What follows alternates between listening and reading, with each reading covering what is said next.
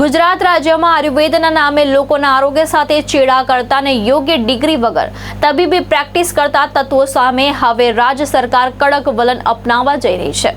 સુરત ખાતે આયુર્વેદિક ડોક્ટર દ્વારા યોગ ગુરુ પ્રદીપ જોટંગિયા અને અન્ય નકલી ડોક્ટર વિરુદ્ધ કરવામાં આવેલી રજૂઆત બાદ રાજ્યના આરોગ્ય મંત્રી પ્રફુલ્લ પાનસેરિયાએ ગંભીરતા દાખવી કડક કાર્યવાહીની ખાતરી આપી છે। યોગ ગુરુ પ્રદીપ જોટંગિયા નિશાના પર કામરેજ સ્થિત આશ્રમમાં આયુર્વેદના નામે સારવાર આપતા પ્રદીપ જોટંગિયા વિરુદ્ધ આયુર્વેદિક ડોક્ટરે મોરચો માંડ્યો છે। આરોપ છે કે તેઓ યોગ્ય પ્રોફેશનલ ડિગ્રી વગર મેડિકલ પ્રેક્ટિસ કરી લોકોના સ્વાસ્થ્યને જોખમમાં મૂકી રહ્યા છે। ઉલ્લેખનીય છે કે પ્રદીપ જોટંગિયા અગાઉ નકલી નોટના કેસમાં અમદાવાદ ક્રાઇમ બ્રાન્ચ દ્વારા ઝડપાયા હતા અને હાલ જ્યુડિશિયલ કસ્ટડીમાં છે। અંધશ્રદ્ધાને જીવલેણ સારવાર લેભાગુ તત્વો દ્વારા શરીરમાં સોય ભોગવી અને દોરા ધાગા જેવી અંધશ્રદ્ધા ફેલાવી સારવાર કરવાના વિડીયો સામે આવ્યા છે। આવા કિસ્સાઓમાં દર્દીઓના મૃત્યુ થયા હોવાની ઘટનાઓ પણ નોંધાઈ છે। આરોગ્ય મંત્રી પ્રફુલ્લ પાનસેરિયાએ આયુર્વેદિક ડોક્ટરની રજૂઆતને ગંભીરતાથી લેતા જણાવ્યું હતું કે રાજ્ય સરકાર આગામી સમયમાં નકલી ડોક્ટર સામે કડક કાયદો લાવી રહી છે।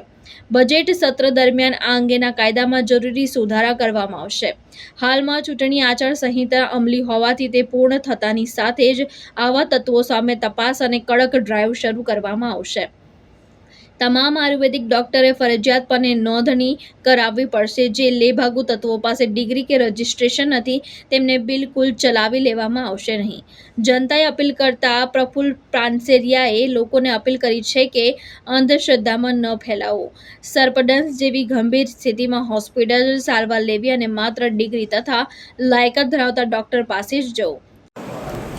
આજ રોજ આયુર્વેદ ડૉક્ટર દ્વારા બધા જ મિત્રો દ્વારા મને રજૂઆત કરવામાં આવી કે ડિગ્રી વગરના ડૉક્ટરો દ્વારા જે ઇલાજો કરી રહ્યા છે એમના ઉપર એક્શન, પણ ગવર્મેન્ટ આ બાબતમાં ખૂબ સક્રિય છે। એટલા જ માટે આ વિધાનસભા સત્રની અંદર રજિસ્ટ્રેશન કરાવવા માટે સમય મર્યાદા પણ લંબાવવામાં આવી છે। દરેક ડૉક્ટર પોતાનું રજિસ્ટ્રેશન કરાવી અને સંસ્થા ઉપર રજિસ્ટ્રેશન નંબર અને આ રજિસ્ટર ગવર્મેન્ટ સાથે થયેલી સંસ્થા છે એવું માનીને લોકો દર્દીઓ ત્યાં આવશે। હું વિનંતી કરું છું દરેક પરિવારજનો ગ્રામ્ય સુધી કે આવા માન્ય ડિગ્રી પ્રાપ્ત કરનારા ડૉક્ટરો સાથે જ પાસે જ દવા લેવી જોઈએ। કારણ કે એક ડૉક્ટર પોતાની આખી યુવાની ભણીને પછી ડૉક્ટર બનતા હોય છે તો એની પાસે શરીર વિજ્ઞાનનું પૂર્ણ જ્ઞાન હોય છે।